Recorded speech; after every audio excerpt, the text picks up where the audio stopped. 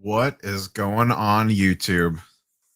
Northeast Ohio Sports Cards here for the 1-year birthday. 1 year old today.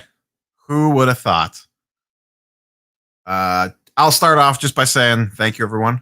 As I've said it on the last couple videos, thank you for liking, commenting, subscribing, disliking, hating, trolling, whatever, on any piece of content that I have posted. It's all helps, whether it's the encouragement, the discouragement, the whatever. It all helps out quite a bit. So I could not have been here without all of you guys. So tonight we'll do the normal Q&A thing. I also potentially have some random guests popping in here and there at various times. Not sure how long we'll go for. Probably an hour or two. I would like to finish up before the Celtics game starts. And watch the Celtics lose, most likely. We shall see. My face has been on stream before, just not first time on stream, I guess. It has been shown on the channel before, and obviously other channels. Thank you, everyone, for the congrats and whatnot in the chat. Let me know if I sound okay. I got the mic in a little different place than normal for these things.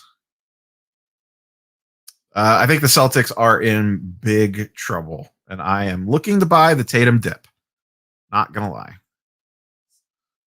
If they get bounced, I will definitely be keeping my eye on some Tatum stuff. So, for the time being, I shall open it up to chat for any random questions that you may or may not have to get things started until, like I said, I don't know who's popping in or when, but when they do, we will bring them in and then go back and forth with them. But until that time, feel free to hit me with whatever random questions you guys and girls may have. Coming up tomorrow is a off-seasons target video. And then what else do I got? Hartville Card Show video is coming out as well, probably on Thursday. And do I have anything else? Nothing else planned for the rest of the week. We will see. Speaking of the Boston Celtics and them getting most likely trounced, let's go ahead and bring in our first guest, one Mr. Stepback Sports Cards. What's up, dude? What's going on, buddy? Dude, living the dream. Living the dream. The Celtics have no shot. No shot. Yeah, Jaylen Brown going out for the season pretty much ended them, if what little chance they had, regardless. Yeah. They, I mean, win and who they play? Brooklyn? Lose, they play Philly, something like that, potentially. They're smoked either way. Yeah, so whatever. They, Kemba, that didn't work out. Tatum shows flashes of wanting to be good, and then he just kind of just does whatever. Jaylen Brown's their best player, in my opinion, hands down. But what the hell do I know? You know what I mean? So when both get bounced, are you a buyer if their prices tank? Which actually, so that PSA order I was telling you about earlier, yeah. Is, I'd say out of 40 cards, 30 of them are Jaylen Brown and Jason Tatum. So I'm not a buyer. I'm a seller. So are you going to immediately dump then, or are you going to sit on them until next season starts? Here's my thinking. I have my eye on an 86 Fleer Jordan. The only way I can get there quick, while those prices are down in a, maybe a 4 to a 6, is to unload everything I've got coming in. The only thing that I got in that order coming back is a PSA 10 Paul Pierce Finest rookie card. I actually peeled it and it got a 10. So I may hold on to that one, but I'm not sure. I also got a 9 too, so I do have a couple of them, but I'll probably I don't know, man. The prices I was actually checking prices, and they were better than I thought they were going to be.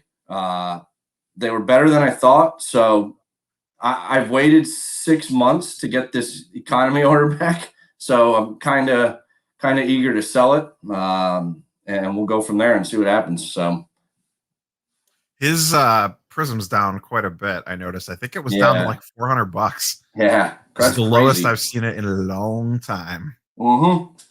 That's nuts. That's nuts. I don't have any Prism Tatum in there. I have some select Jaylen Brown. I've got some weird stuff with Tatum, like colored parallel things and numbered rookie cards that I picked up along the way last year. So I should do really well as far as what I was into it for. And even with grading fees, I actually was probably the last guy in America that was able to use the vouchers before they shut those down. So I used my 15 free vouchers in this order. So I'm feeling good. I'm feeling good. Nice. Did you see the Trout news? Pulled hammy, pulled calf. Out 6 to 8 weeks. What is it? It just happened right before I went live. Let me find it. I Calf thought. strain. What is it? Calf strain. Yeah. So, but 2 months out. 2 months to me is a little bit more than a strain. I'm really indifferent on Mike Trout. Obviously he's very, very good, but he just doesn't do anything for me, man. He's just very vanilla. I don't know. He just, I like, to me, like, being a Sox fan, Big Papi, Manny, Pedro, all those years, those guys had personality. I mean, Manny was peeing out in the outfield in the middle of games, not even knowing what day it is. So, like, you get used to certain kind of personalities in guys. And Trout just, not that I'm looking for him to pee out in the outfield, but he's just not very exciting to me, So I've kind of stayed away from him. I was always a big Bryce Harper guy anyway, so we can clearly tell I lost that one. Yeah, his stuff is not definitely not performed well. Nope. And he hasn't really played that bad either. I just don't think he lived up to the high expectations that everyone threw on him. Like, he's not like a bad player. He puts up perfectly. He won the MVP, numbers. right? Yeah.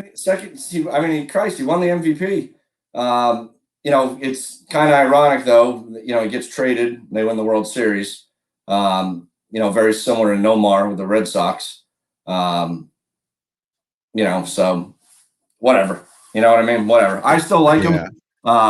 If he ever found his way up north to the Sox, I'd own his jersey. I'm not gonna lie. So one of the things I was gonna ask you is there any, you kind of already answered this. Is there anyone that you're looking now, like the entire market's obviously dipping, modern, vintage, whatever. Yeah. So you're looking to take advantage and grab a Jordan potentially.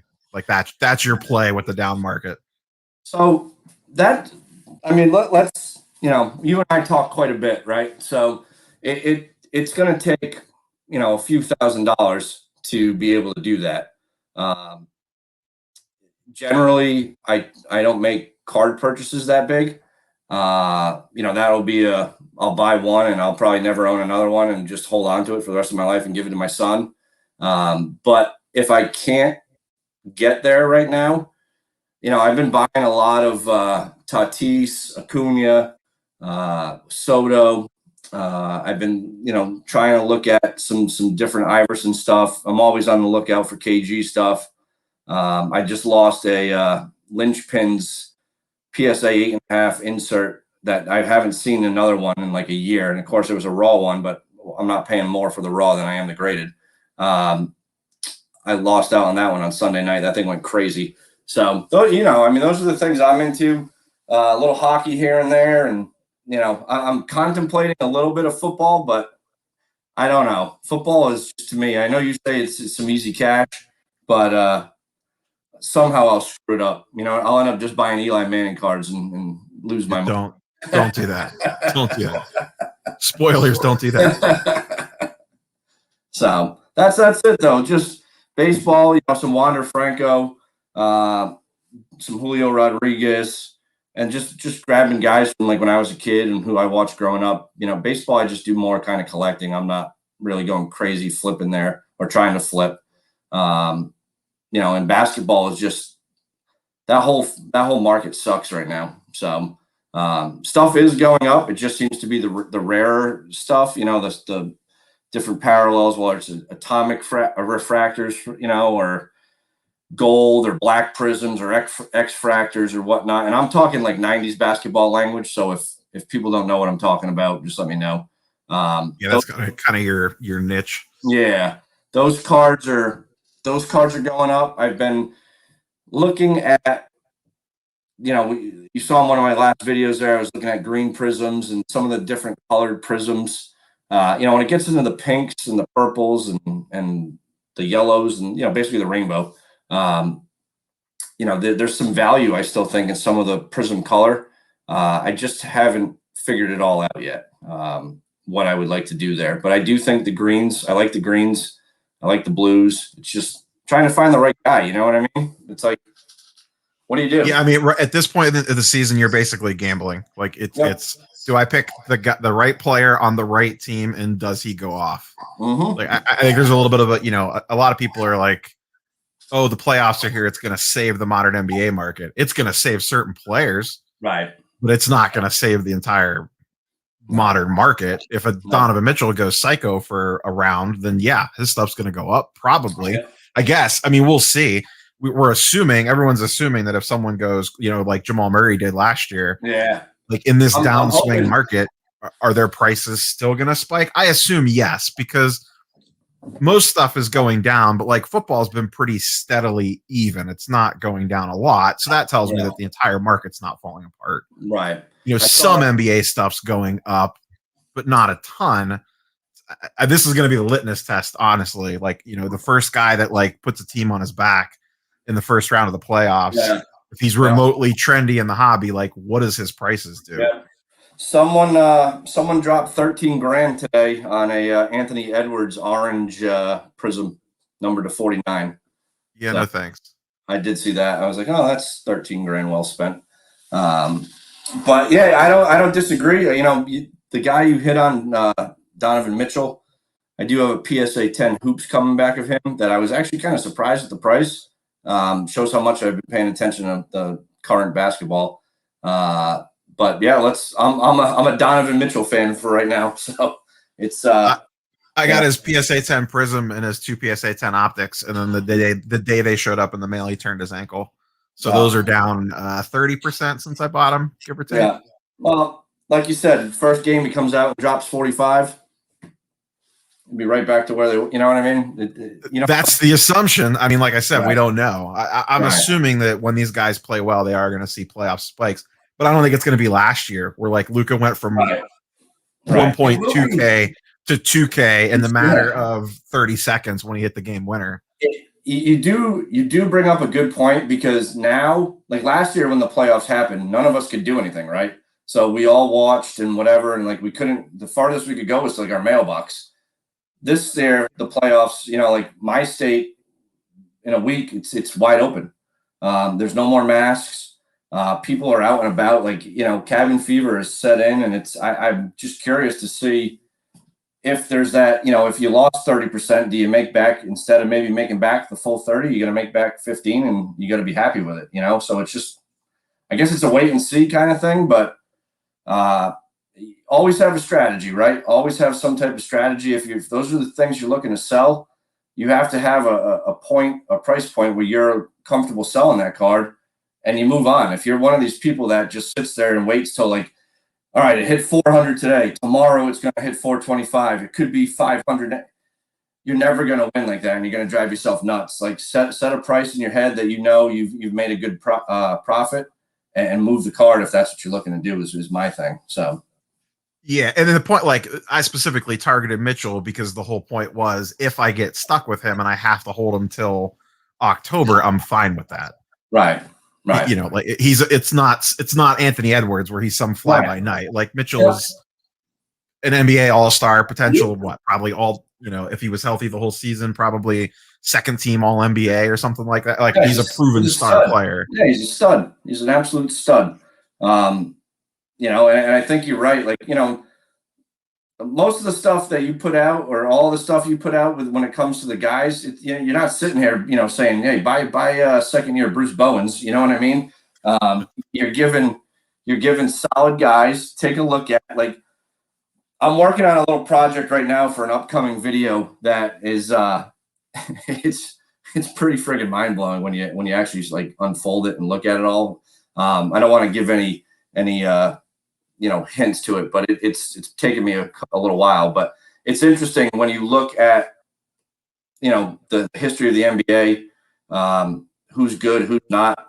You're talking one guy a team if you're lucky. I do have to say, probably around the start of 2016-ish, the draft really started to get full with some talent. And teams were starting to, it looked like there was more talent available. And, you were getting multiple guys out of a draft versus like just one guy. And the league, I think, is loaded with talent. As far as the brand of basketball goes, I think it's tough to watch for someone like me. It's tough. I'm kind of set in my ways of what I like to watch, but whatever. I adjust. I love the last year. I do think the playoffs are going to bring some juice, though. I mean, you have LeBron versus Curry on Wednesday night. Yeah, that's going to be awesome. A winner makes the playoffs. Yep. A loser goes to a best of one to go home. Like, right. That's got some juice, no matter. Yeah.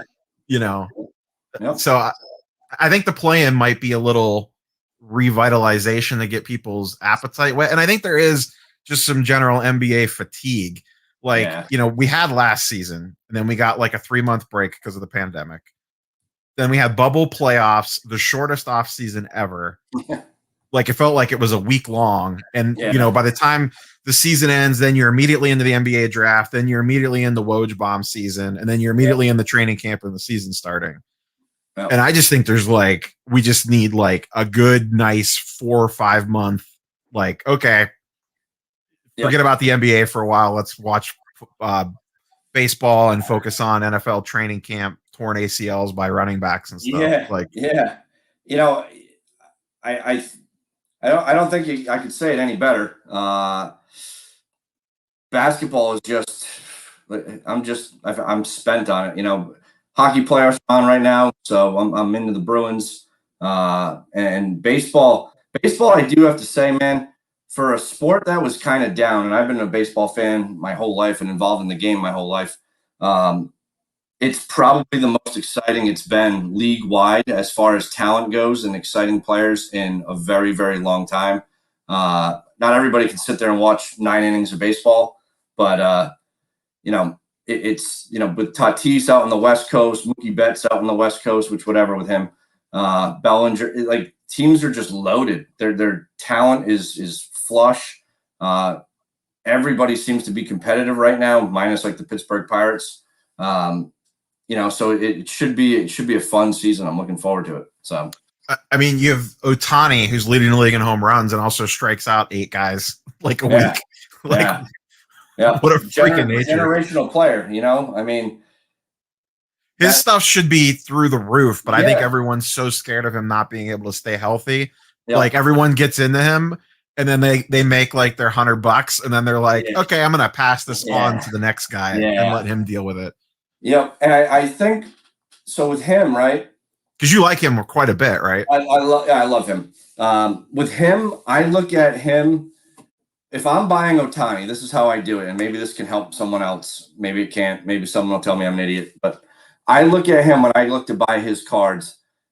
I'm buying a hitter first. So I'm looking at what is he doing at the plate. He's mashing. He's got a cannon of an arm, right? So when he does pitch, anything he does on the mound to me is gravy. If he does well, great. Please don't blow out your arm again.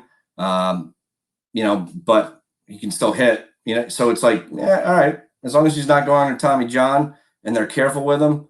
I think the hitting piece, he could potentially be, right up there for MVP type numbers, especially if the pitching, let's say he throws 150 innings and he wins 8-9 games and has, I don't know, 170 strikeouts. He could be considered I don't know. You know what I mean? It depends what everybody else does. No one's ever seen that before that's currently involved in cards, unless like someone's great-great-grandfather's around or something like that, but yeah.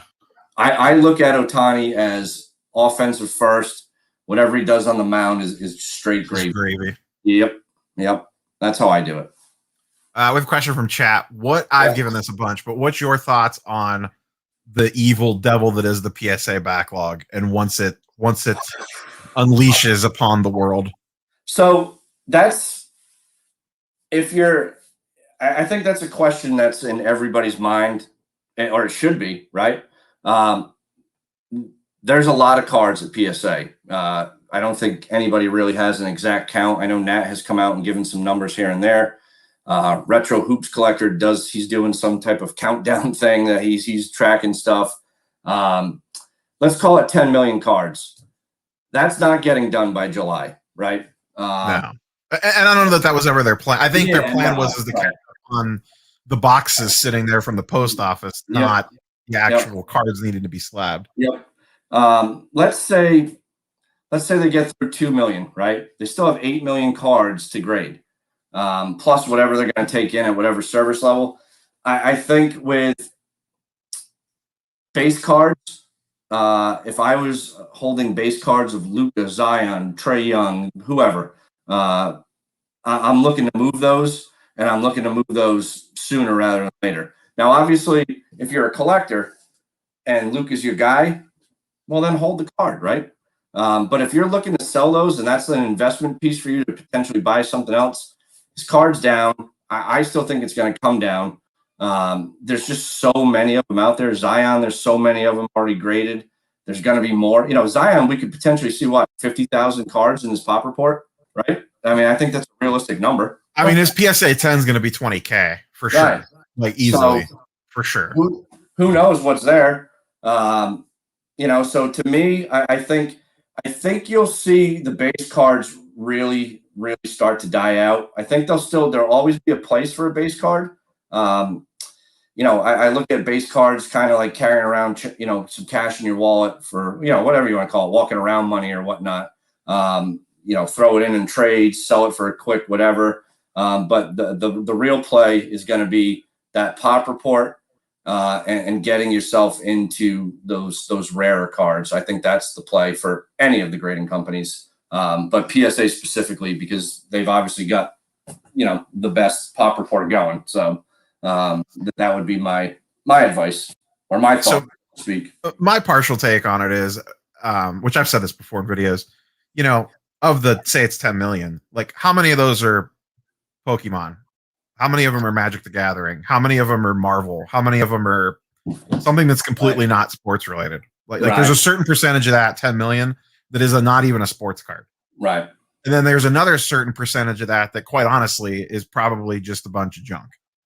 Yep. Like Tremont Waters base prism is probably like Carson Edwards, those like 3 Celtics guys is probably like at least 100,000 of that. Like I'm like half joking, but like also probably partially serious. Because like especially towards the end when everyone knew that all the shutdowns and stuff were coming and the price increases, I heard stories from people that were just grabbing like long boxes of base prism rookies and just sending it all. Yeah. Because they knew the price was going up. So they were just like, whatever, get it in at $15 a card, and whatever it is, I'll figure it out later.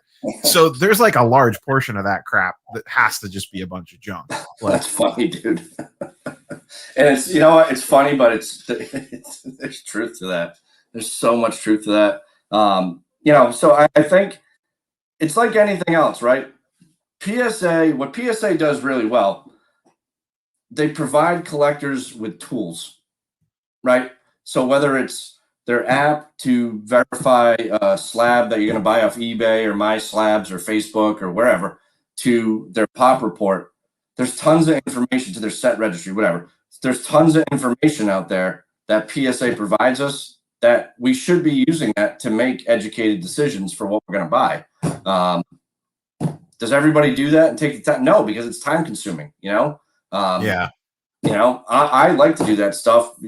It's just something I like to do. I mean, honestly, between market movers, card hedger, shoots and ladders, and whatever else, it's really not that time consuming anymore. No, not anymore. Like no, you're right. You can set aside 15 minutes and actually get quite a bit of research done. Like, you don't have to sit down with an Excel spreadsheet and a PowerPoint presentation and crank out hours worth of data to figure out the difference between a Zion PSA 10 and 9. Legal pads, honest to God, this is card stuff I found from whatever.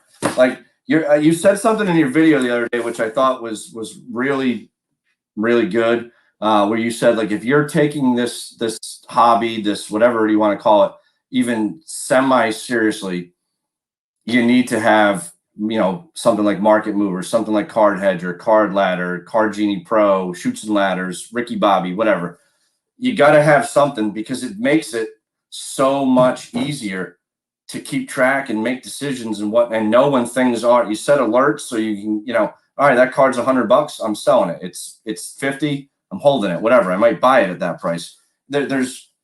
There's no excuse if you're taking this, like you said, semi seriously, not to have something like that. And if you're old school to do it, paper and pencil, God bless you. I've got 4 kids, a wife, and a dog. I don't have that time. So. And here's if you're if you're spending hundreds of dollars on PSA submissions or singles or whatever, if you can't carve out $10 to $50 of that a month for whatever service that you want to use for a tool, then what are you doing? Right. And then the other thing, if you're not using it, so many people are. I don't care what you think about the data tool set, whatever one you want to use, but if you're not using any of them at all, in my opinion, you're at least a half a step behind everybody else. And in this market, especially, you need every little inch that you could get,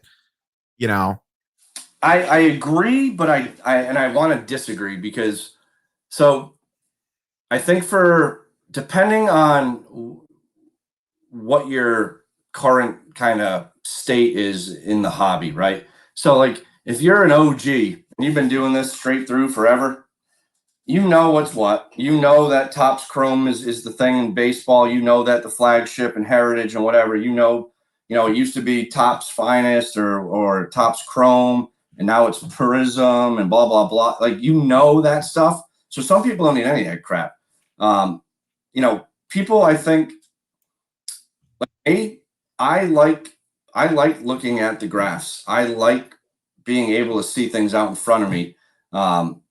It's kind of like taking up a new passion, hobby, whatever you want to call it for me, where, what else am I going to do? I could sit there and watch TV. I could go out and cut my grass, or I can, try to figure out some things to make a little cash to buy something a little nicer for myself.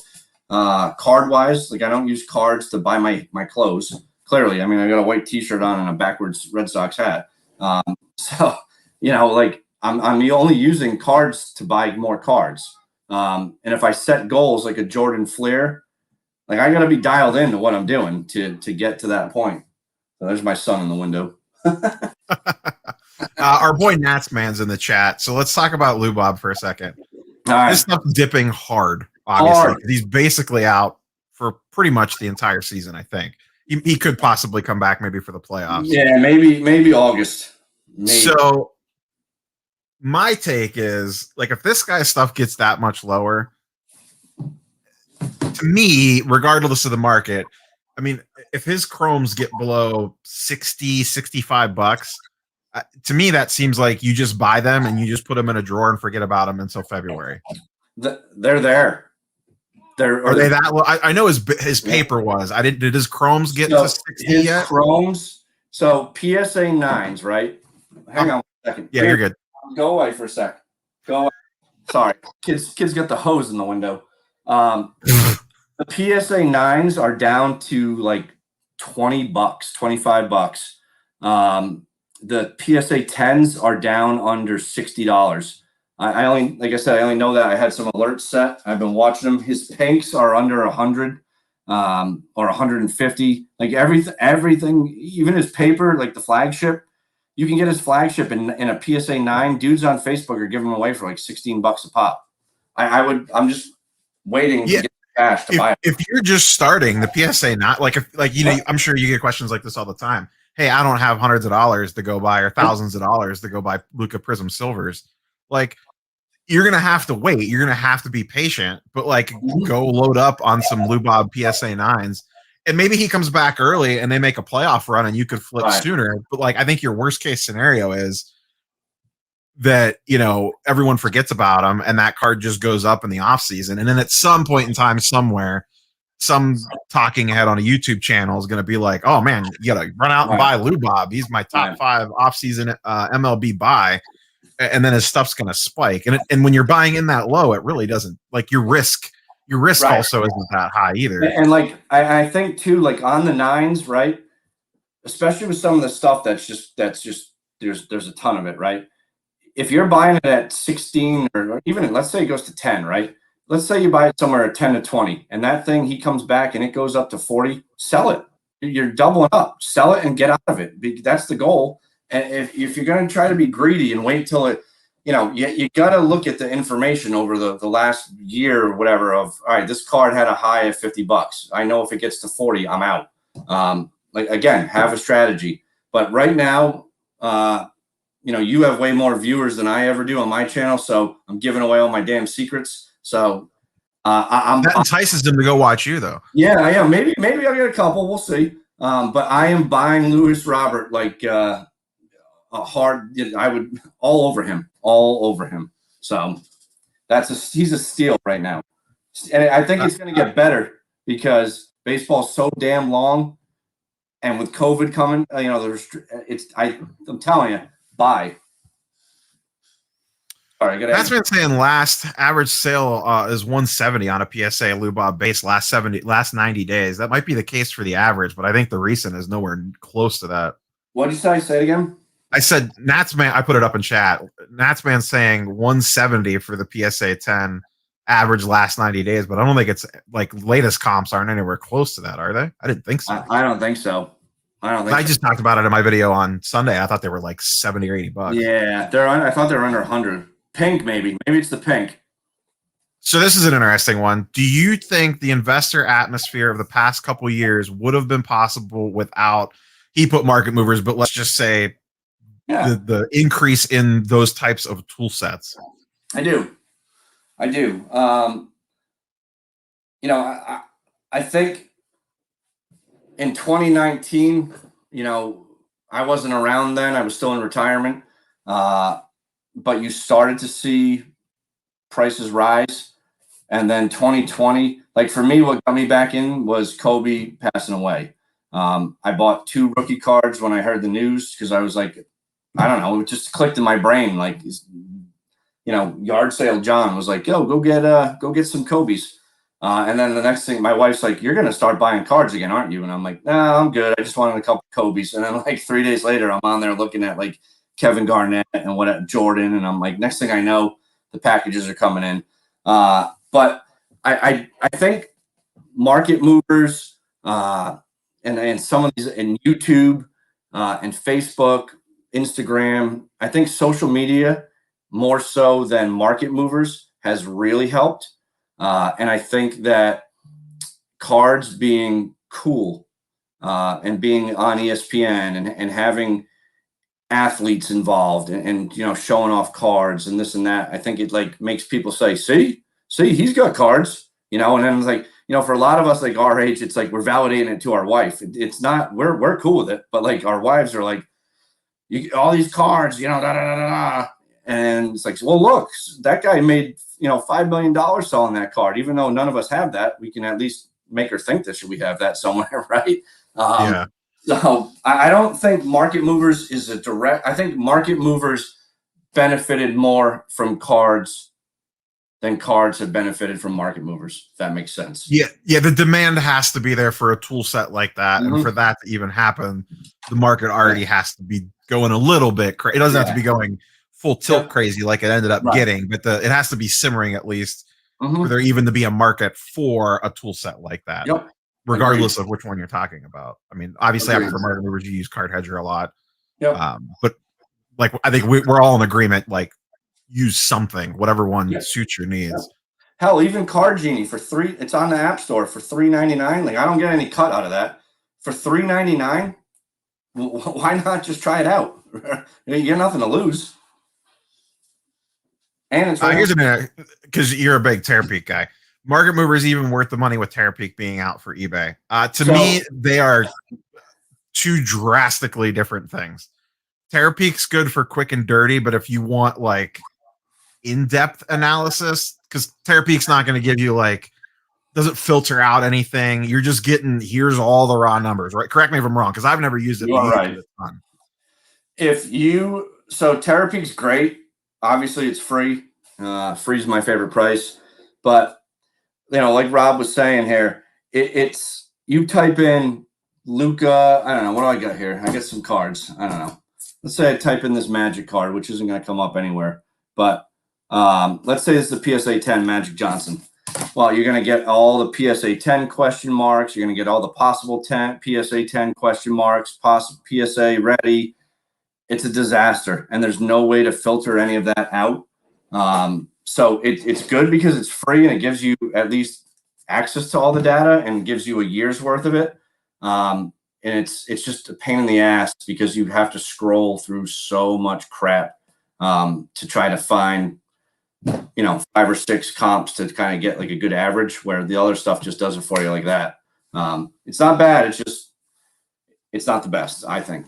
Yeah. Plus the other stuff's giving you comparisons between players. Right. You could do price movement by cards. You could do Market Mover shows you pop counts on PSA right there. So you don't have to have a second window open to the PSA website if you want to, if you're curious about the pop count on a 9 versus a 10 or a silver or whatever. But I think it has its place if you just want to check a comp really quick and 130 points down or something. Because even though I have Market Movers, I use 130 point all the time still. If I'm walking around a show, I fire up 130 point really quick. Now, Market Movers is supposed to be launching an actual app this week before Dallas. So that might end up replacing that for me. I don't know yet till I get it in hand. But like, even I still use 130 point quite a bit. And we all know that that's finicky at best. And I think we'd all be kind of silly if we only relied on like one source, right?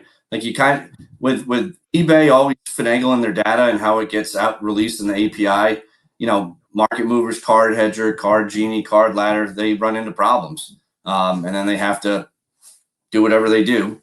And, 130 point is down all the time. I think of all of them, I think Terapeak will become like the new 130 point. That's what it's there, it's free. And it gives you best offers. So it's, why not use it? So I have some thoughts on this one. I'll be curious for yours. So they're talking about kids getting priced out of the hobby. I personally think maybe some kids are, but I've been going to shows the last couple months now since I'm all vaxxed up and juiced up and everything and whatever. Some of the craziest because a lot of times I just walk around and just kind of listen. You know what I mean? Like I'm not necessarily interacting with everyone. I just kind of, if I'm not filming, I just kind of roam around and kind of get like the vibe. Some of the craziest wheelers and dealers at the show are these 10 and 12-year-old kids. Like, it's insane.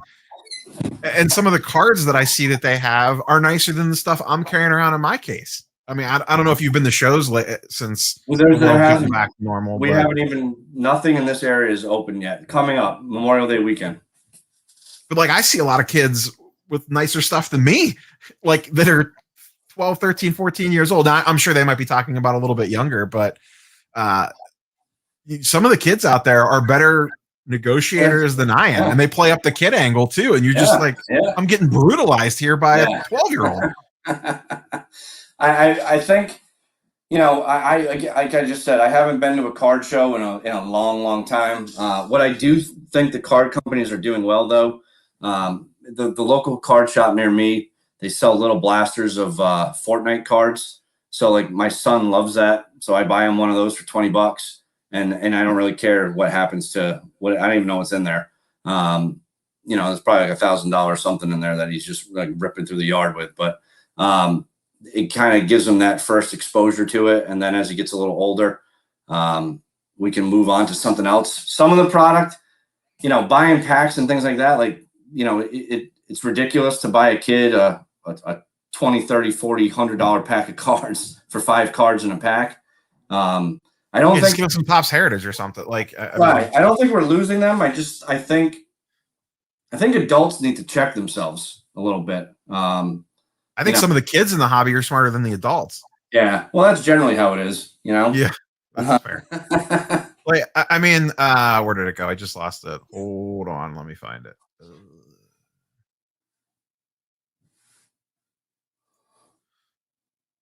Tubanacho says kids and adults are priced out of the hobby. Number one problem right now. I don't know that they are. We just talked about how Lubob PSA 9s are a great buy at $15.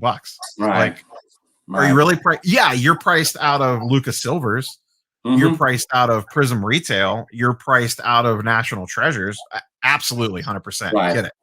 But there's plays that can be made without going after the top tier. I mean, it's not stuff that maybe I necessarily talk about on my channel, or really a lot of YouTubers talk about. They're not going out saying, hey, go buy the, this $10 card or whatever and flip it for 20. But like you said before, buy the Lubobs for 15, sit on them. They go up to 30, double your money, and then you take that and move into the next thing. Right. So, you're priced out of some stuff, but I just think you got to be smarter than the market. And I think people get a little too kind of starry-eyed sometimes when they think, I'm going to buy this Charlie Blackmon 2021 Topps for $1, and I'm going to resell it for 20. Like, it just doesn't happen with every card, right? I mean, last year there was points where seriously you could just buy whatever, like this glue stick, and it would, I'd pay $2.99, I'd put it on eBay, it'd be worth $5.99. Well, you have to grade it first. Yeah. I think the retail stuff and all that, like I'm not into that anyway, so it doesn't affect me. But there's still plenty of opportunity out there if you're looking to constantly buy and sell to move up to something better. There's that opportunity will always be there. It just may not happen, by the time it gets in the mail. You know what I mean? So. Yeah, and I think, I talked the other day about resetting expectations in this market, and I think it's going to slowly transition. I'm not going to say back to the way it was, because the market could crash. We're not going back to a Luca PSA 10 Prism being $75. No. He would have to lose both his legs for that card to be $75. Too much money involved. It might be $500. That could happen for sure. But that card's not going to be $75 again. Right. But I also think the days of, I talked about it in that video, buying a paper Donruss Zion for $15, spending $15 to send it to PSA to get it back in 4 months, and then selling it for $200 is gone. Like, I remember when you were doing that too. I remember last summer when you were doing that. Yeah, Bobbles was doing the same. I mean, we all talked about it. I'm buying these for $10-15 and and that's gone now. Like that is gone. So you have to figure out a new way. You could still make money doing this, but you're not going to go 10x on a single play anymore. You have to go, like you said, it's about going 2 and 3x now. Yep. And then rolling that into the next thing, not buying one thing for 20 and turning it into 250. It's buying it for 20 and turning it into 50 or 60, and then moving it into the next thing, or whatever your price point is. Right. And if something goes nuts for some reason, that's just gravy. Put your chips in the middle, you know what I mean? And go all in, But I don't think they're priced. Seth, what's up, brother? The Caps, dude. I will fight you right through the screen. All right. Right through the screen. Natsman wants to know, is the National still relevant because of like places like Dallas? I'll give my answer and then I'll let you follow up. I think yes, because it's still going to pull a lot of the, I'm going to use celebrity loosely here. Like Bill Simmons is talking about going to the National. Like Bill Simmons isn't going to Dallas. Right. You're going to get people like Gary Vee will maybe at the National. I don't know that for sure, but like he's not going to Dallas, but he could go to the National. To me, that's the difference between Dallas could get awesome, but that's the difference between Dallas and the National. Like Dallas is going to get Sasha T and every sports card YouTuber in the world at it. Yes. the National's going to get, we're going up 5 levels when you're talking about like Simmons or Gary V or whatever. To me, that's the difference between the two. I don't disagree with you. I mean, obviously, I've never been to the National, and I've never been to like the Dallas Card Show and things like that. My hope is next year I believe it's in Atlantic City next year. Am I correct? I think so, but it's been everything's been moved and switched so much I can't. Yeah, I'm kind of hoping it's there because that's literally just a car ride for me. Whereas I don't have to fly or anything like that. And Chicago, like, I'm sure wherever it's at in Chicago is just swell, but you take the wrong left and you're in trouble. You know what I mean? It's just, I don't think, I think online sales maybe more so than anything else would be affected by these card shows. And I don't know who I heard. Maybe it was Sports Card Investor saying that on his I saw that going around Instagram today, but I don't remember who it was that said it. They posted a chart thing about like the card show pulling inventory and sales off of eBay potentially. And I can see that because here's the thing, right? Who the hell wants to sell their stuff and give up 11.5%? Right? You go to a card show, it's straight cash, homie. Yeah. Well, here's the other thing. I mean, I don't know. You may feel the same way. Like, would you rather sell a card for full comps minus 10% on eBay, or sell it in person for 20% off, but not have to worry about shipping, getting lost in the mail, an eBay return, any other eBay shenanigans? Like to just take, like we all yell at the eBay 13% fee, but to be quite honest, in a lot of cases, especially a higher end card, I would rather just take 20% off and sell it to like, Ryan at Card Collector 2 shop or at a table of show, to just hand them that card and then they hand me the cash or PayPal me or whatever. And then I'm done and off to the next thing. I'm taking the cash all day. I'll take 20% less. I don't care. Like if I can do a straight cash transaction, and like the big thing that you mentioned was no returns. I've never had one, knock on plastic table. And I think, if you do what you're supposed to do when you ship your cards anyway and package it right, you're not going to have a return. If you're being a shady bastard, you're opening yourself up to a return. But I would much rather have the cash because then I can turn it right around, especially with the managed payments crap, right? You get that money in your account, you sit there for 2 days, 3 days, and then if you get, a sale on a Thursday night, you're looking at Tuesday, Wednesday before you get in your account. So see, I actually don't mind that. Like I prefer the old way for sure, but I actually set up my managed payments to only pay me once a week. Really? I changed it, and then I just treat it like a paycheck every week. Like I just know, like all my sales from the previous week are just going to be in there on Tuesday. All right. Versus it trickling in here and there. Yeah. Is it annoying? Yes. Is it like the end of the world? No. I mean, once again, I would 100% just prefer the old way because I just like that it dumped into my PayPal. Yep. And I just knew like, okay, PayPal money is fake card money versus now it's getting dumped in that. Like I had to make a second, checking account for it to go into and all this, that, and the other thing. I would still prefer it the old way, but I don't think it's as earth-shattering as people make it out to be sometimes. But I think it's more of like just training like my ADD brain to like slow your roll. And I never even thought of that, like that once a week thing. It's not a bad idea. I'm gonna have to look into that because you just know, like, okay, cool. Everything from the previous week, they process it on Tuesday. I think it gets into my. Actually, they sent the payout today. I got the email this morning, and it usually shows up in my bank by the next day. Yeah. So it's not the worst thing in the world. We got. Oh, here we go. This is. Are you ready? You have the biggest softball ever.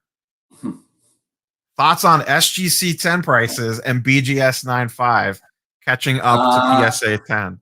So for those, let me give some background here. For those that don't know Step Back Sports Cards, he is. I don't want to say SGC apologist, but he enjoys his SGC tuxes. He does use PSA too. He's equal opportunity, but he definitely loves himself some SGC. I do.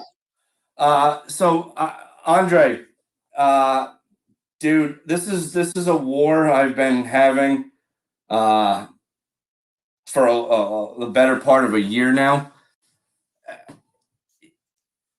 PSA is to me is Nike. I've heard people call them a Ferrari to SGC being a Honda. And like when I think of it that way, there's a lot of Hondas on the road, right? There's starting to get more and more SGC slabs out there. I think I don't know anymore.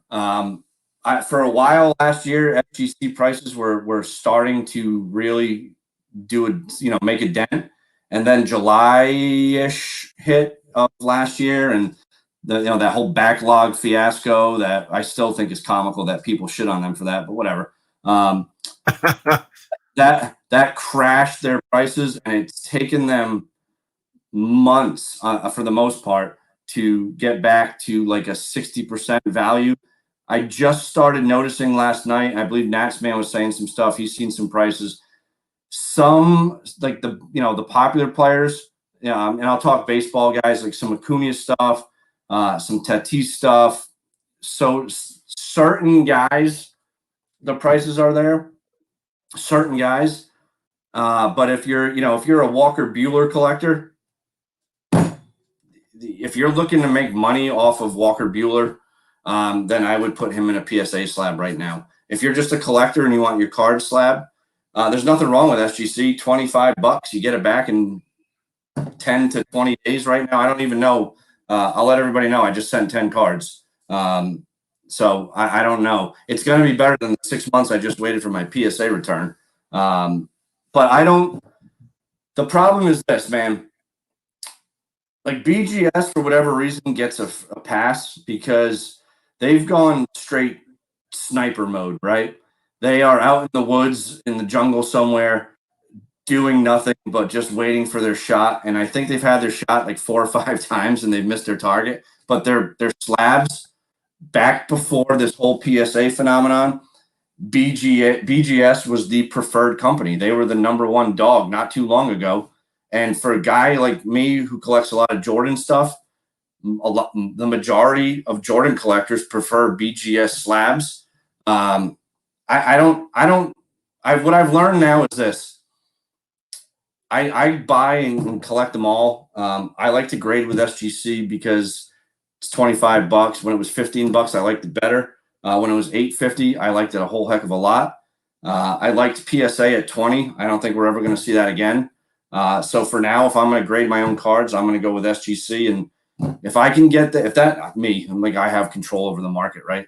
If that price can get into that 70-ish to 80-ish range of a PSA 10, I'm good. I don't need it to be 1,000 and 1,000. That'd be great. But if it can get to 1,700 and I get room in there, I'm good. I think, Rob, if you don't mind, I'd just like to show a couple things. Like, I'm this is the stuff I'm collecting. Like an Iverson rookie EX 2000. Yeah, you love the 90s stuff. Yep. Ray Allen refractor rookie die cut. So like I'm not, yes, they do well in a PSA slab. Yes, there's more of them. But I just look at it as I like the black on black. I like that look. It was pretty popular looking when I was a kid. Thanks to the Fab Five and the black socks. But it's just something that works for me. Do I ever think they'll be all on the same level? No, I don't. I think you're always going to have PSA at the top for a while here, and who knows, right? Who knows? I mean, tomorrow everything could change, right? But now, I was thinking about doing a video on this upcoming. The current state of grading is basically a mess. Do you think they're like, for product coming out now, is there going to be like this weird lost, I don't want to, air is not the right word, but this lost gap of cards that's just never going to be graded anymore? Like Topps paper base. Like to me, I don't follow that market super close, but like none of that stuff makes sense to grade. Like even in a PSA 10, like a Yordan Alvarez, for example, his paper base is like $40 or $50. Right. Like at $30 to $50 a card, that doesn't even make sense to come in. And that's assuming that you pulled a 10. Like, Yep. I guess that's the question. Like, where does something like Top Series 1 paper rookies, like, what do you do with those now? Do you just sell them raw, or do you just wait for someone to come out with like some $10 or $15 grading option that I don't know if we're ever even going to see that again? Well, see, what's CSG at for their bulk? Are they at 12 or 15? They were at 8. I think so, but that's not subgrades, and I don't know that it makes sense to use them without subgrades. Sure, but and also, their turnaround times are heading towards. Yep. Yep. I think they're going to be SGC 2.0. Yep, I do too. What I think is going back to what we've talked about a little bit, right, with the base cards. You gotta look at previous sales of cards, compare and contrast, whatever. So a guy like Jordan, who's a very good player, got a little bit of the injury bug, right? If his paper is like you said, $40, it doesn't make sense to grade him anywhere unless some company is running a $5 a card special. Even at $25 at SGC, it's not worth it. You're going to lose money. So I think you have to really be selective of what you're doing moving forward. I think, Nats Man's cornering the market with his one touches. I think the raw cards are going to come back into play even more so.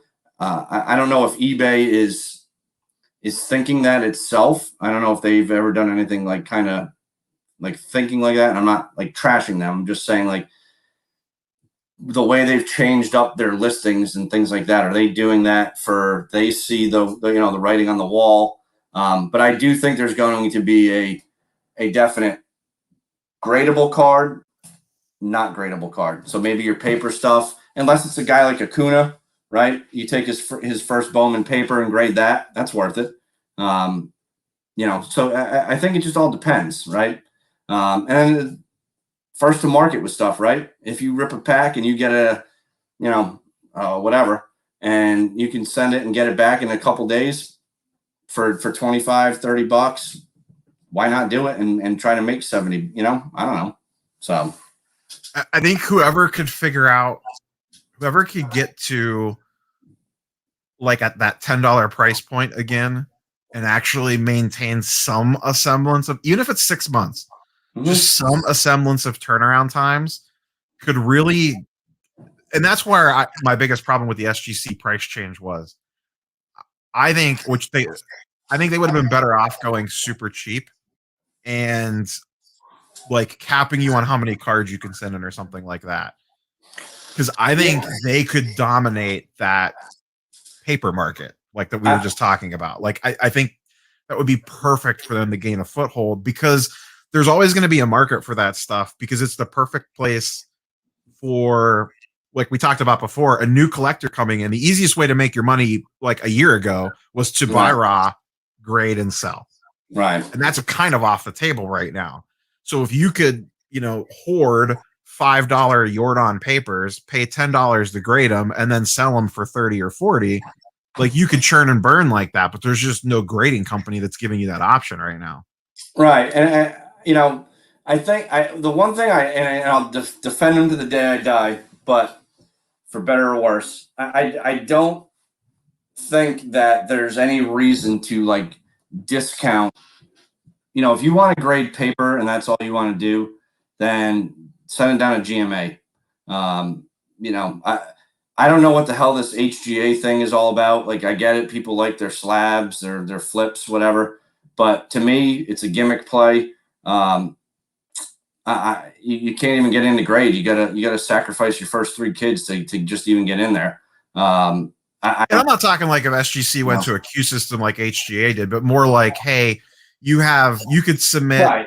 or maybe they do kind of what we talked about before of like, hey, you can only send to us through a group submitter, and a group submitter gets X amount of cards per month, or something that you could still submit freely, but you're restricted on the amount of cards that you could send in. And the cost of that, the flip side of that would be that it would be a lower price point to entry, because I think SGC would like to go to $10, but I think that they also know if they drop the price too low, they would get overwhelmed with that stuff. Yeah, they're gonna storm the beach like all day. Yeah. The problem is though, is that I talk about this a lot, that the whole hobby is just like all these little gears and moving pieces. Right. And when you monkey with one of them, it starts to make the machine not function correctly. So before, a big influx of money into the hobby was buy a $20 base Zion, grade it for 20, sell it for 150, Mm-hmm. and then take that 150 and then go buy the next thing. So we've eliminated like the base level entry point for a lot of people. I mean, some of the first videos on my channel were talking about buying cheap base stuff, grading it, and then selling it. That's gone now. So like you have to make different plays, like we talked about with the Lubob thing or whatever. Mm-hmm. But that was a big angle of people building their bankroll in the hobby, and that's just not even on the table right now.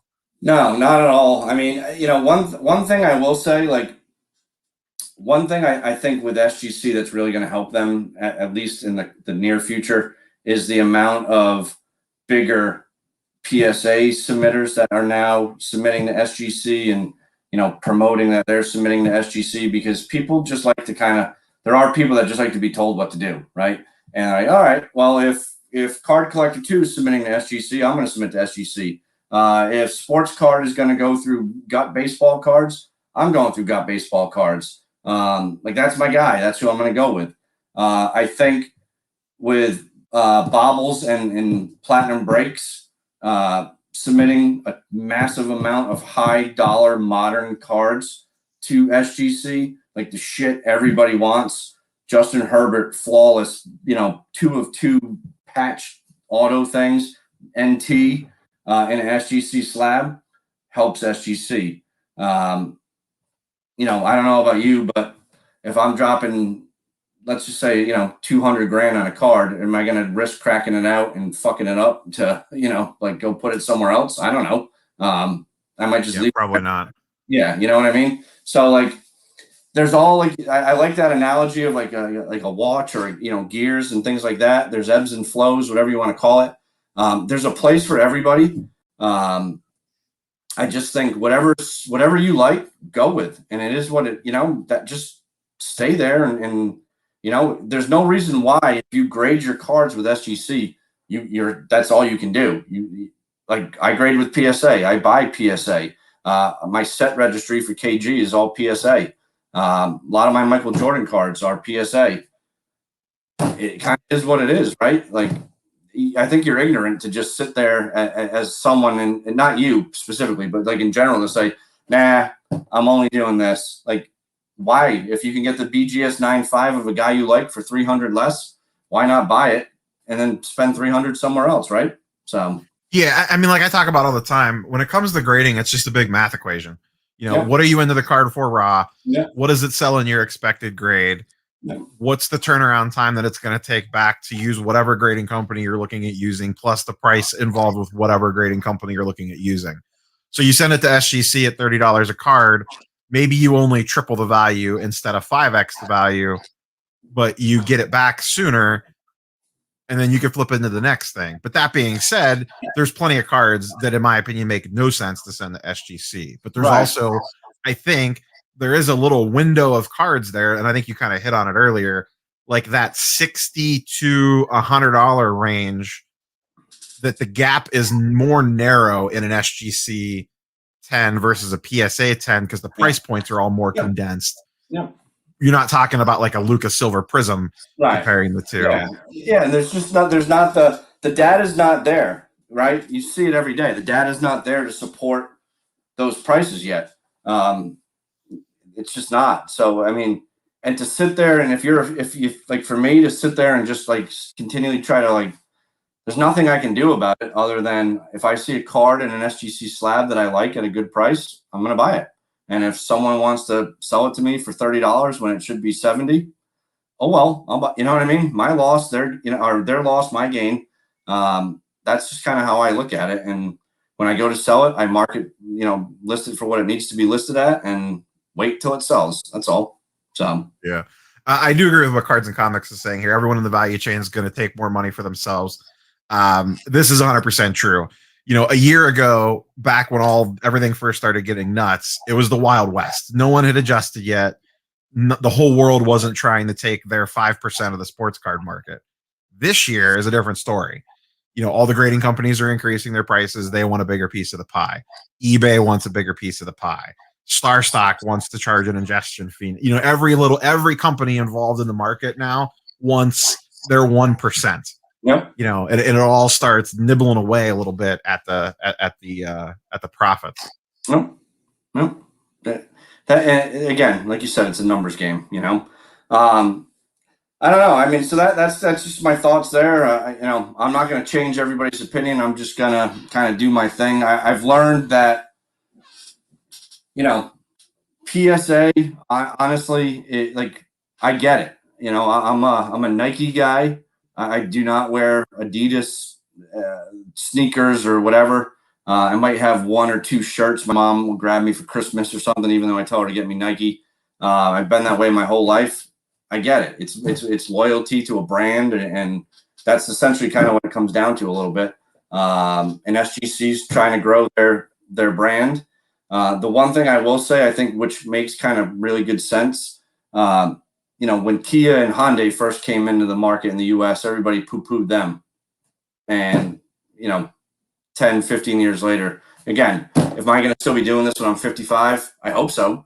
But I think SGC's done a decent job since they've cracked into the modern game and whatnot. They've tried to improve. I think they've learned a massive lesson, right?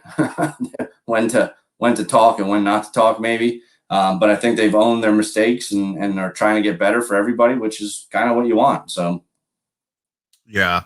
I won't keep you all night, but yeah, Christ, we've been going for an hour and 10 minutes. So just real quick, so you obviously Step Back Sports Cards on YouTube. Yeah. What are you, like 6? How long have you been doing it now? 6 months, 8 months? No. I forget when you actually started. You were really inconsistent on posting content for a while. 4 or 5 months, maybe. You had the podcast before that, I guess. Yeah, I had the podcast thing before that. And then Rob, so for those of you that don't know, Neo used to sit there and just, dude, YouTube's so much easier. Dude, YouTube's so much easier. And I hate to say it, but he was right. So it is way easier.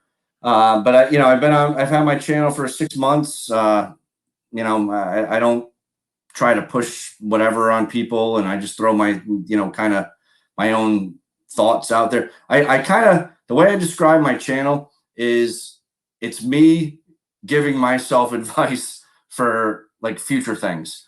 I go back and watch some of my videos and I'm like, yeah, that really makes sense, dude. And then sometimes I watch and I'm like, what the hell were you talking about?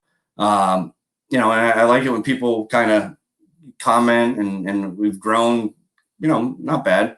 But if you'd like to come on over and subscribe to the old channel, that'd be great. If not, that's great too. If you want to just stop by and put a thumbs down on a video, that'd be great too. I don't care. Hey, the YouTube algorithm, I love that. Does not care. I know. For the audience out there, if you thumbs up or thumbs down, the YouTube algorithm doesn't care. It treats it all the same. Yep. So thumb down all you want. It does not matter. It does not matter. For those that don't know, so I've basically known Step Back the entire time the channel's been around.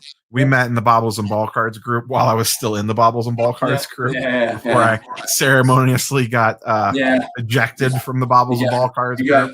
Shout out to Bobbles. We haven't talked since, but like I hold no real ill will against him. I understand why he had to give me the we just did not see eye to eye on the PSA SGC debate.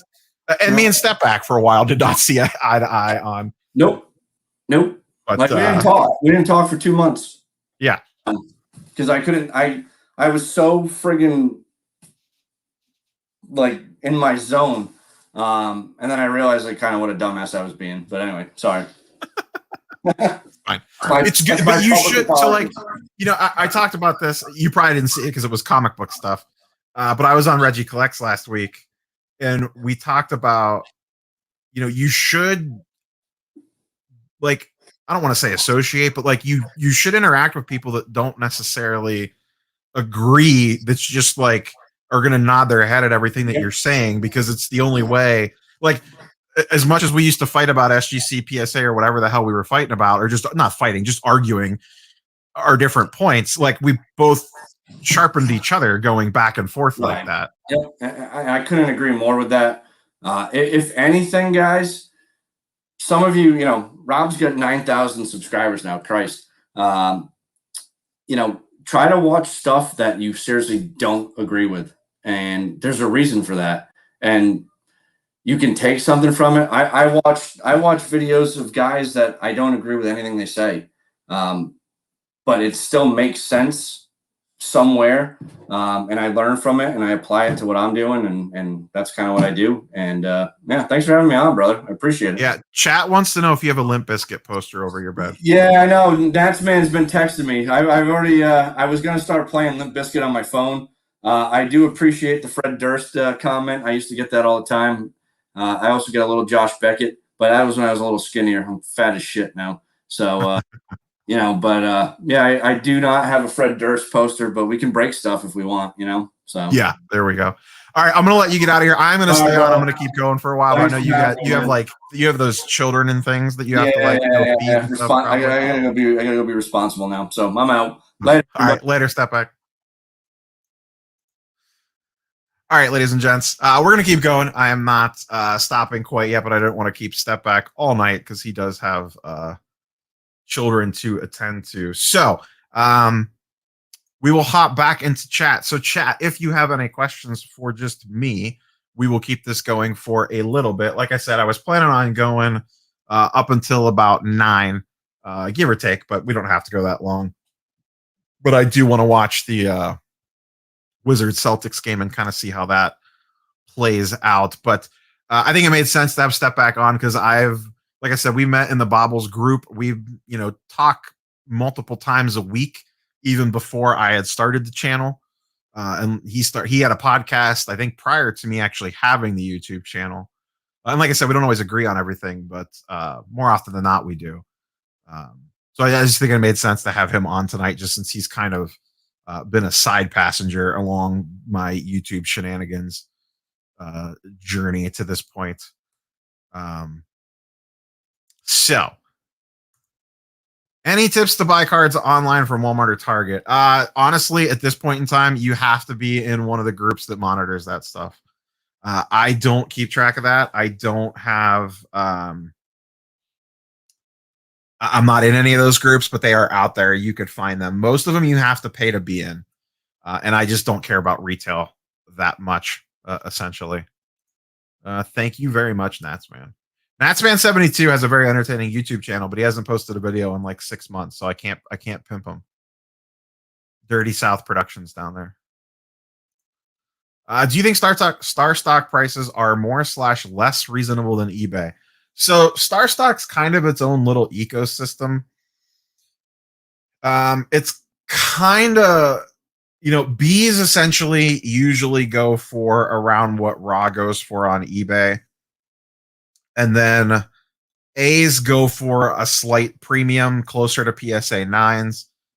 And then a lot of people do list like their slabs at, I think, higher prices than what they should.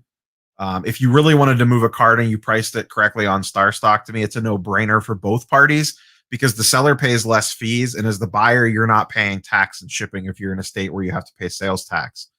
So really, if you're motivated to move a card on there should be a happy medium everyone can meet in that's like a few percentage points lower than eBay, than like current eBay comps. But people, just like anything else, want to list their best offer, buy it nows at above eBay comps because they think they're going to be the ones that sets the new high, which is the case if a player goes nuclear in any given night.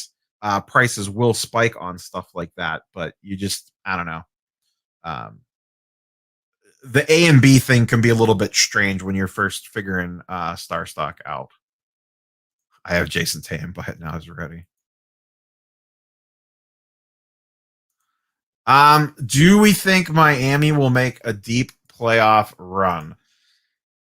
I am very intrigued in that Bucks Heat series. To me, that is one of the most interesting of the Eastern Conference. It's the most interesting series. If they could get through the Bucks, I don't remember how the bracket lines up, who they would play in the second round, but I honestly think the Bucks are going to beat them. I really do. I could be wrong.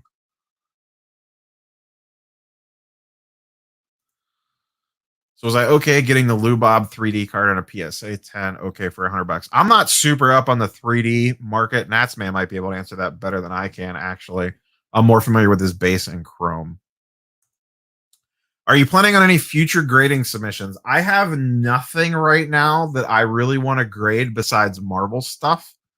My last sports card submission of stuff that I wanted to grade is the order I have out through Card Collector 2, which hopefully I'll get back in like a month or two. That was dropped off in late October. So we'll see. And that was sent out in an economy order. So I'm hoping to get that back in like a month, but who the hell knows?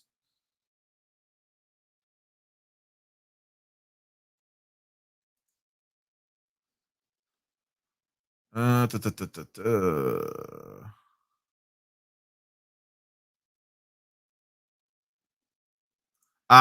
No, because I don't know soccer cards at all.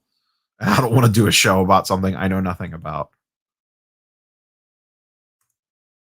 How do you find good deals on eBay? Auctions. Auctions right now are going for way too cheap, in my opinion. So if there's a card you're interested in, follow every auction that's listed. I'm not saying every single one's going to go under comps, but there are a lot that are going pretty cheap.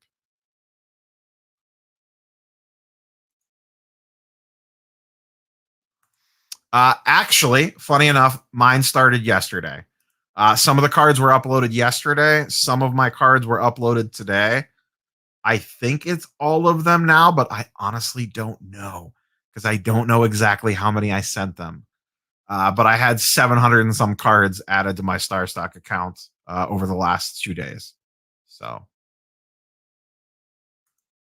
I'd have to check current comps, just see what current comps are. I don't have market movers up in front of me at the moment. Indeed, fear the deer. If Giannis gets bounced in the first round, I will be hard buying Giannis stuff the second that market crashes. What are the plans for the channel going forward? I mean, if it's not broke, I'm not going to fix it. I don't see me drastically shaking the snow globe. Besides mixing in the occasional sports card video or sports card show video, I don't expect too much else to change. I think I don't know how much longer I'm going to be keeping up daily. I think I'm going to start taking Saturdays off unless something crazy happens. So when I say take Saturdays off, that means no posting of a video on Saturday. But it just depends. If something happens, I will still make something. But other than that, I'm not planning on changing much. I have the weekly show on Sundays, the weekly recap show on Sundays, the comic book stuff on Mondays, and then that leaves me Tuesday, Wednesday, Thursday, Friday to kind of talk about whatever. The only thing, and you guys actually, since I have chat here, what I've thought about potentially, and I might actually do one this week on the NBA playoffs, more just general sports talk with a little tinge towards cards. But like what I was thinking is potentially Friday would just be like an NBA playoffs preview, like just basically my thoughts on the NBA playoffs and the various first round matchups once the play-in games are set. So I thought about potentially just doing something like that. It would be sports cards would probably be referenced, but it would not be the focus of the video. The focus of the video would just be random NBA playoff thoughts. And then you could draw card conclusions from that, obviously. But I did think about doing something like that just on occasion to just do like a general sports card or not sports card, just regular, general sports talk, essentially. Just scrolling through chats. Do you have any cool Baker RPAs? I do not, but I have my eyes on some. It is a frequent saved search on my eBay saved search. So I don't follow the Kobe auto market that close. I know like his base rookies have been dipping. I don't know that his autos have been dipping. I could be completely wrong on that because I just do not follow those prices. But I don't think Kobe autos are a bad buy. If you're buying a Kobe auto, you're probably buying it for the long term anyway. So,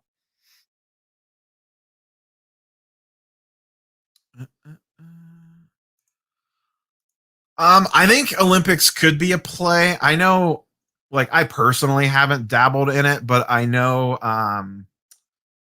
I think Sam at She Collects Cards has made some Olympic plays and has talked about that in the past, and along with a lot of other people. But it's just not a market that I follow. But I think there's money to be made there for sure.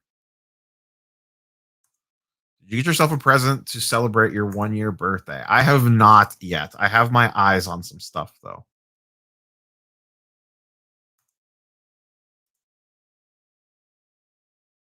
Are the cases?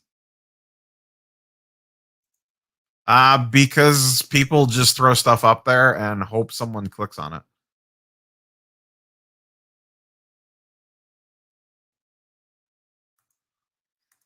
1 to 2 comic books you can recommend for a good long term hold. I'm gonna say X-Men or Spider-Man, to be quite honest, and then just do your homework on exactly what you want. Price points are so wild on comic books that it really depends what you want to get into, how much you want to spend, and how long you're thinking about holding. But any of the older stuff in keys or grails, I just don't see the prices really going down on that stuff. I agree. Some of it's this. It's like, so the really high price stuff on eBay, think of it like when you go to the card show and the guy has the really sick card in the case and you ask him how much and he tells you that it's not for sale. That just means it's for sale, but not at a realistic number because everything has a price. But that's how I equate that to. That's a very good comparison.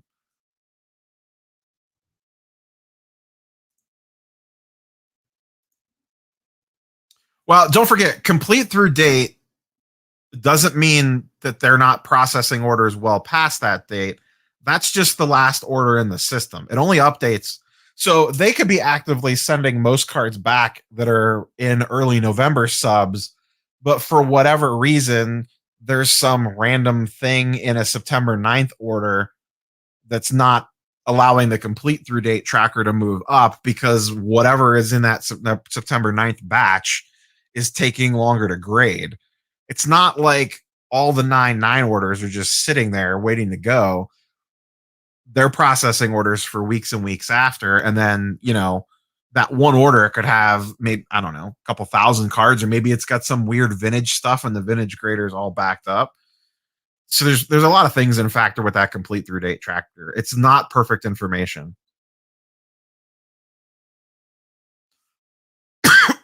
Excuse me.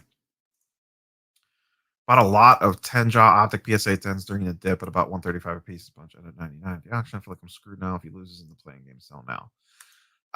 It just depends. Are you willing to ride it out? Because you could ride it out and see if he wins or loses. If he loses, they're going to dip more. And then you could see what happens and ride it out to the beginning of next season, assuming that they go back up again. It just depends. When the sell questions are really difficult to answer because I don't know. There are so many personal factors. Like if you sell, what are you doing with the money? Could you put it into something that could net you money between now and next season? Maybe you sell off a couple and eat the loss and get out a little bit, but still hold a couple till next season to try to make it back. It just depends. There's no right or wrong answer. Yeah, mine were so StarStock. My cards were actually started to get uploaded. I noticed it before I got the email, and then at the end of that night, I got an email. I got one yesterday, and I got one this afternoon. Always this. Always do your homework. Don't listen to any of us talking heads. Just listen to us. Take what we have to say, and then do your own research.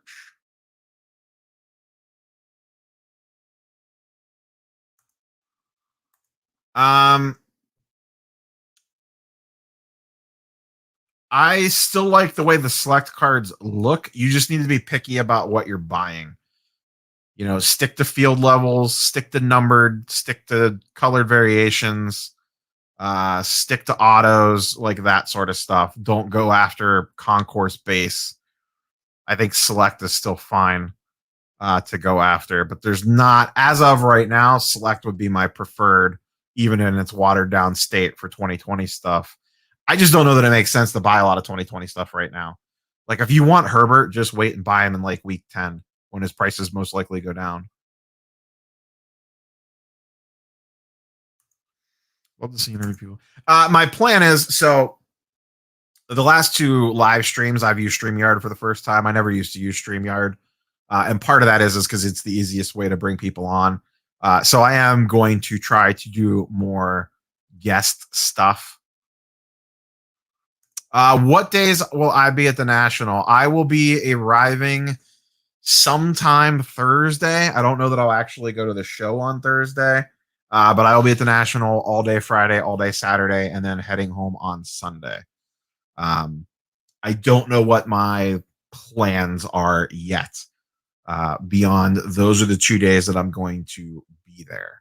I assume a bunch of stuff will sort itself out once everyone's confirmed that's going and stuff. So I am mostly going to film, network, meet people, and generally hang out and like the trade nights and stuff. I am not, as of right now, there is no specific card that I'm like, I have to walk out of there with. You know, maybe I'd like to fall into a nice Baker auto if I could find a good deal. Depending on what LeBron's prices are doing, I could definitely be enticed by a Topps Chrome in a certain grade or even a Bowman. So, box prices right now are currently sitting at just about $200. They were up the first time for 189. They sold out. They put them back up again, I think, for 189. They sold out. And then they put them back up for 200 and they sold out. I haven't seen them get reposted since, but I have a guess that they're going to keep doing that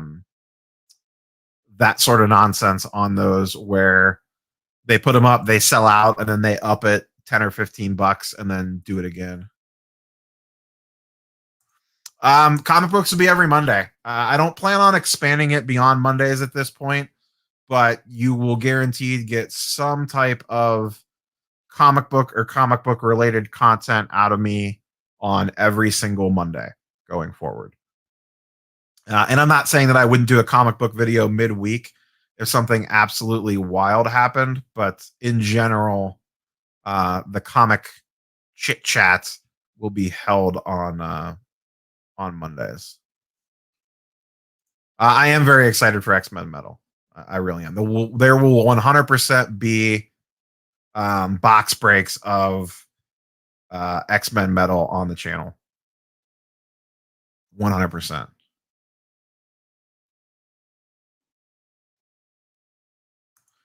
I don't know the answer to this one. Any comic book people in the chat, feel free to handle that one. I am unsure of a great answer for this because I've only been buying really 9.8s. I have not looked at anything raw.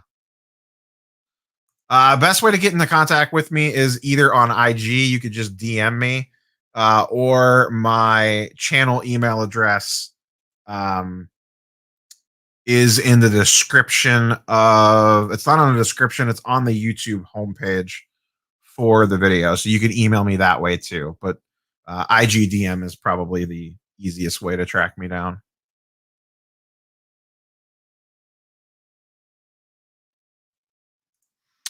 It's like 98.9% official, not 98 or not 100%. There's going to be an update coming out in a couple of weeks, I think they said. And then, sorry, I was just checking something really quick. Update in a couple of weeks. I think they said mid-June that they would have an official update for the National, but it looks like it's going to be a go.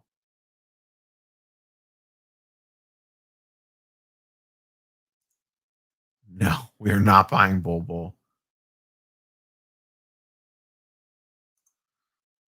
Not entirely, but they're expensive, and it's, I'm not, breaking's fine. But you just need to know what you're getting into. If you are just in it to have fun, then do breaks. You know, there's nothing wrong with that. They're not a scam. They're not a ripoff. There's some really good breakers out there. If you're in it to make money or potentially try to make money, let me rephrase that because it's not the free money train that it used to be. If you are in this to attempt to make money, then don't do breaks. It's as simple as that. But if you just want to log on and spend your $50 and have an entertaining hour watching a break of a case break of something or whatever, perfectly fine. You do it. Find a breaker that you enjoy, that entertains you, that has a good vibe, good chat room, all that stuff, and let it ride. But if you're in it to actually, flip and get into the next card, get into the next card, and get into the bigger card, then I wouldn't do breaks. It just depends what you're in it for. There's no right or wrong answer. I'm intrigued by the idea of San Diego Comic-Con, but it just seems like way more hassle than it's worth. From every person I've ever talked to that has gone, I am intrigued. Can you explain comic book grading? I can try. I am not an expert because I just buy already graded. Essentially, CGC is the PSA of comic books. They have a 10 and a 9.9 grade. Think of them like a Black Label and a BGS 10, but rarer. They rarely ever come up. CGC 9.8 is pretty much the primary grade. And then it goes down from there, 9.6, 9.4, 9.2, 9.0. And it really varies depending on the age of book that you're looking at. You go back to older X-Men or Spider-Man, like the really old stuff, like the Golden Age, Silver Age Grails, you're not finding very many 9.8s. They're going to be the prices of houses or islands in some cases. So it's not apples to apples to the sports card grade. I think it's its own beast. Reggie Collects, I believe, has a bunch of videos on comic book grading. I would recommend checking those out. He is a much better expert on the topic than I am. Yeah, I do believe this. There is going to be a weird, step back, and I kind of talked about this. There's going to be a weird section of certain cards that just make no sense to get graded. I don't know what that means for the market, but there is going to be a weird little thing there. I think once it bottoms out, prices will tick back up again as we approach next season. It's just a matter of when do we hit the bottom. And I think there's still room to go. I am still patiently in hold mode when it comes to buying NBA. What is the next? So, okay. I was going to do an official mail day on this one, and this isn't anything crazy. This just came in today or yesterday, I think. I got a Strange Academy #1 CGC 9.8. I usually don't like to play this modern. This just came out last year. They're like $300 to $350, I think. But I did a little modern spec play on that one. So that's the latest edition. I have one more coming in the mail.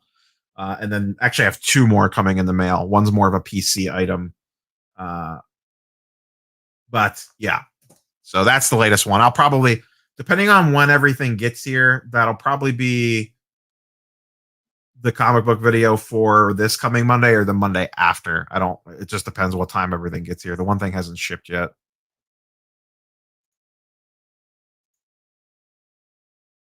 Yeah, I don't necessarily fully understand all the inserts there. I just know I want PMGs. I want X-Men PMGs. I think this is an interesting play. I'm not big into it. I don't have any, but like Sports Illustrated's, I think like non-sports stuff like Nintendo Powers, Wizard Magazine, all that stuff I think is in play. A lot of Sports Illustrated sell for a lot graded. And you could grade those through CGC specifically, and that's what I'm talking about when it comes to that stuff.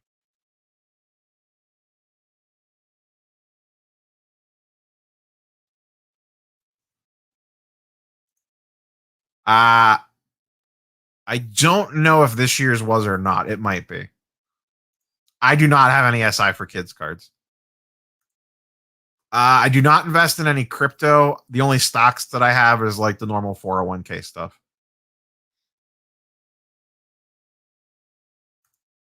I don't have a lot of PC cards. The biggest one that I have is probably the LeBron Chalk Toss, and I've fallen in love with the Morant Optic Purple.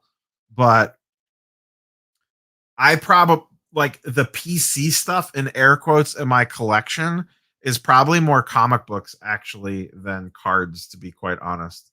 I am more personally attached to some of my comic books than I am cards.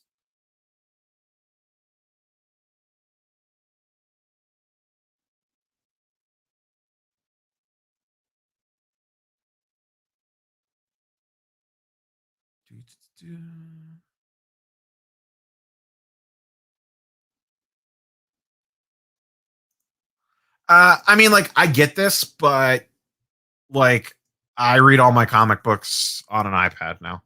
Like, Marvel Unlimited is the greatest $9 a month you can spend, in my opinion. It's like I get the whole like you can't read them anymore, but like it's 2021. Every pretty much every comic book is available digitally now if you so want it.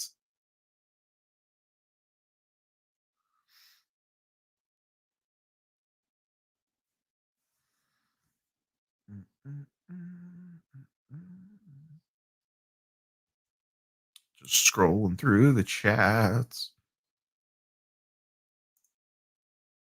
I don't have any comic sketch cards. I'm not necessarily against them. I just don't have any because I haven't opened any modern um, product. So, and you know, first off, the line parallels are great because they're all low pop count. Travis, I'm pretty easy to get a hold of. You could either email me, DM me on Instagram. I'm on Twitter. Like I'm on all the major social network platforms. I don't know the full set checklist yet, but it would probably be Wolverine without looking at it because I just assume that he's in there as a metal. I don't have any Kabooms or Marvels. The Don Russ Marvels are cool. I think they're a little overpriced, and there's really not a player that I'm in love with that I would want one for. Maybe the Luca. Um, I do not have any Kabooms, but I would like some. I don't know of who, but they're so expensive, justifiably so. I have not seen this, but also like my local shows, I don't know are bringing in much of that kind of market. I think that's more of like a Dallas slash the national thing than anything else, in my opinion. Sorry, I was just checking something really quick.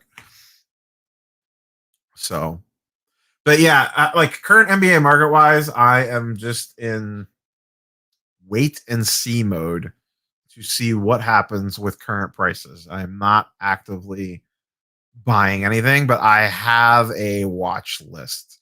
I think it's tomorrow, maybe. Let me look. When did I schedule that video to release? Tomorrow, yes.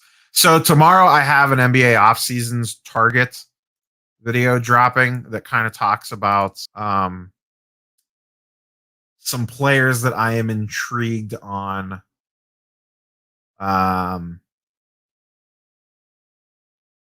to keep track of prices in the off season to see where they dip to.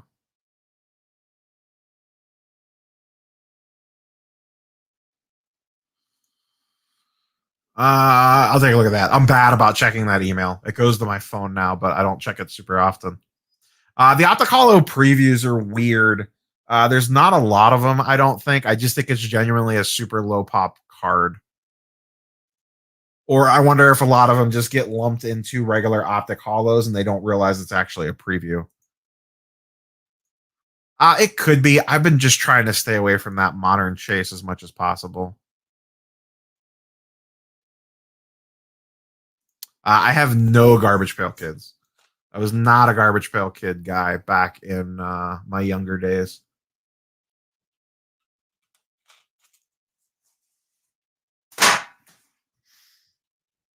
Never got into that.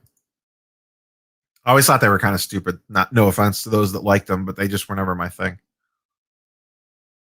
They were never my thing.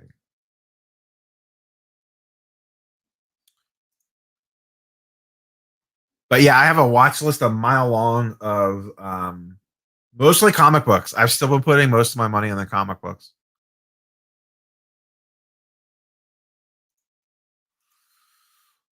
I saw that video too.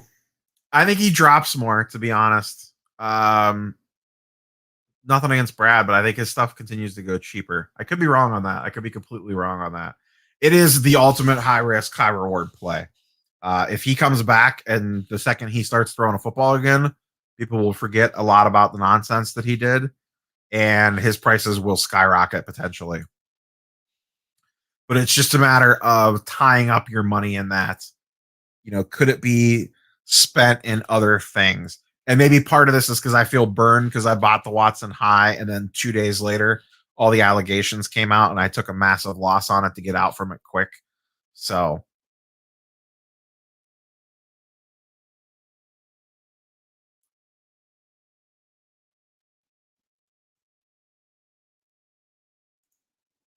I'm going Warriors.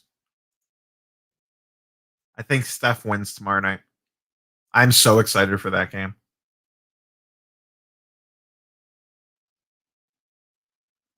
I'm so excited for that game. I worry about the Lakers just not being all together yet after all the injuries. Have you invested any tools to check yourself for grading cards? All I have, which I lose this thing constantly.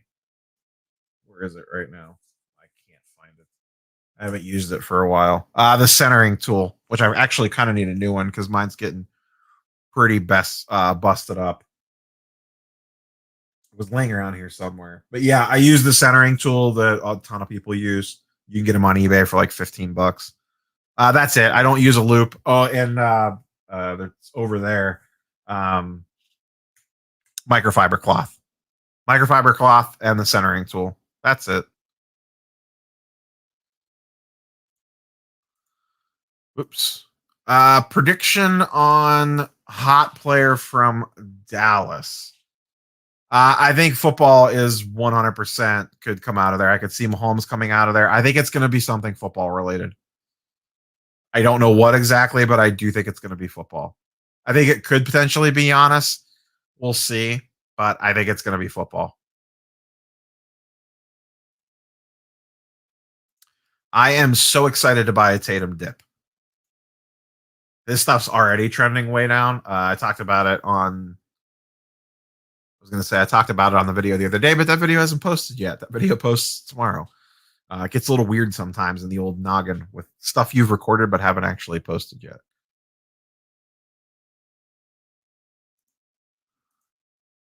I don't know that we know this yet, that it's virtually abolished tens.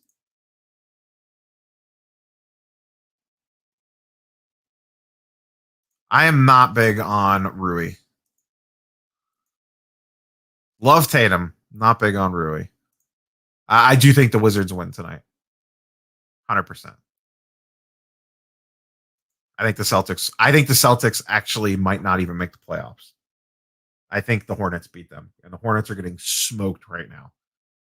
They're down, holy crap, 140 to 105. Wow. Yikes. Yikes, Charlotte.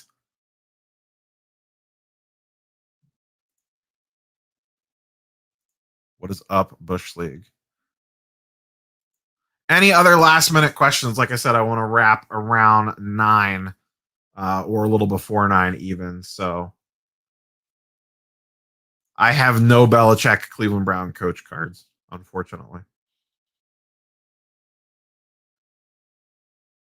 So any other last minute questions anyone wants to get in before I go watch Tatum lose to Russell Westbrook?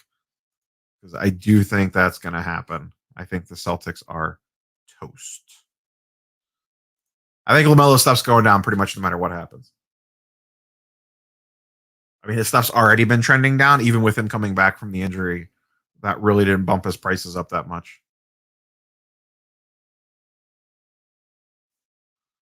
It's not my fault. I've been going for almost 2 hours.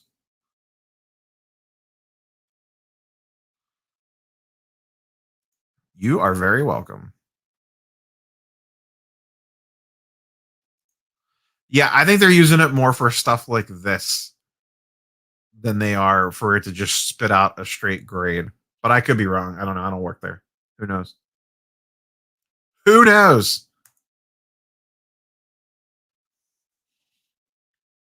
So I will start to wrap this puppy up. If anyone still has questions, I'll still answer them. But once again, as I started the show, I shall end the show by saying thank you to all of you who have watched, liked, subbed, shared, tweeted, clicked the link, whatever, to help support and grow the channel. I appreciate all of it. We will see where we go from here. 10K is the next milestone. It'll probably take about a month to get there based off my YouTube tracking shenanigans. I usually get about 800 to 1,000 subs a month, so we'll probably get there sometime mid to late June. Not that you get anything special for 10K, just a cool big round number. And to be quite honest, I never thought I would get to 9K. So when I started the channel, I thought 1,000 would be my goal in the first year. And here we sit. So it has been an absolutely wild ride to this point. Yeah, I legit never thought that it would be to the point that it is now. Yeah. Let me hit a couple more questions here so I don't get all sappy. I think every night's a trade night at the National. I've never been. This is my first time. So personally, I would start selling post 4th of July, but I don't have a crystal ball, but that's just my general thoughts. His stuff was already dipping. I don't see how him being out 8 to 10 weeks is going to help his prices very much. I did not pick up anything at Strongsville on Sunday. I was there for about an hour and a half.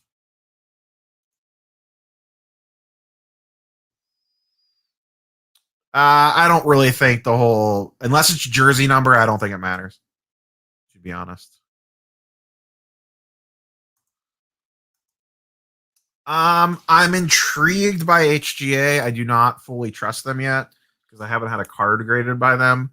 I think CSG is legit. I don't like their the green label and color and all that, but I think they're a legit company. SGC, though they don't sell well, is established. BGS, PSA, etc. I don't know that I would go beyond those 5. I know that there's a lot of new ones going up, but I know Carson's Pure Graded X. He watches the channel and stuff. I'll be interested to see how that shakes out, but I'm gonna have to see a lot of stuff come through the pipeline before I jump on a brand new grading company. So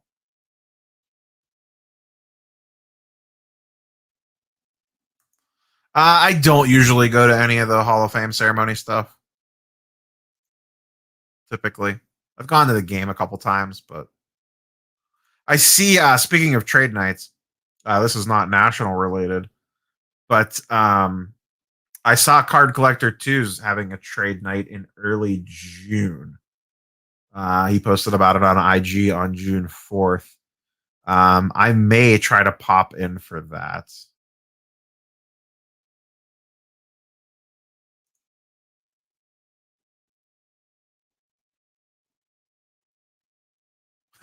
Thanks, Ned.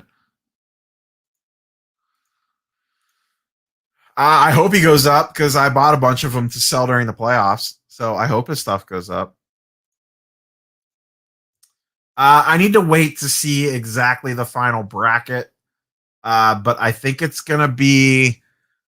I don't know who's going to win, but I think it's going to be the Sixers out of the East. And then I really don't know about the West. The West is a real mess. There's like 8 teams, not 8, but there's like 4 teams I like in the West. I really want to say the Suns, but they might get the Lakers in the first round. That would imagine being a Suns fan. You've gone like most of your life without seeing your team in the playoffs. They fight, scratch, and claw, get the 2 seed, and their reward is LeBron and Anthony Davis in round 1. Like, whoops. The playoffs will not be Bull Bowl time part 2. No, I won't even honor the Bull Bowl question a spot on the screen. So All right, guys and girls, I am going to wrap and get ready to head out and watch this Celtics Wizards game in all its glory to prepare myself for tomorrow night's games. I'm also intrigued by Morant tomorrow night. Morant in a play-in game tomorrow night. I'm definitely excited for that as well. So this is something I'll closely be tracking. I don't know right now. Normally, I would say, within a few weeks of them getting eliminated, but the way the card market's going right now and everything's going down, I don't know that that's going to hold to the normal logic. So, but we shall see. All right, boys and girls. Once again, thank you all very much for supporting the channel, liking, commenting, subscribing, eBay affiliate links. Smash the like button on your way out the door. Go buy some stuff on eBay with the eBay affiliate link. Go check out Market Movers. Use the coupon code. All the wonderful nonsense and shenanigans shall continue for hopefully the next year and beyond. We shall see where this wild little ride takes us. Everyone have a great day. Like I said, tomorrow is NBA offseason's target video. I think Thursday is the Hartville card show video. And then I have some ideas for a Friday video, but it's not. I think Friday is just going to be a general NBA playoff preview, depending on, though I'd like for the play-in games to shake themselves out yet. So maybe that won't be Friday, but I have some ideas for some stuff for Friday. So, and if you guys ever want to see a video on something, leave it in a comment. If there's something you think would be a good idea for a video, I'm not guaranteeing that I'll say that I'll do it, but throw it in a comment. I may see it and it may spark something. And then I might pop out a video about it. You never know. So, all right, boys and girls, I am out. Have a wonderful evening. Peace.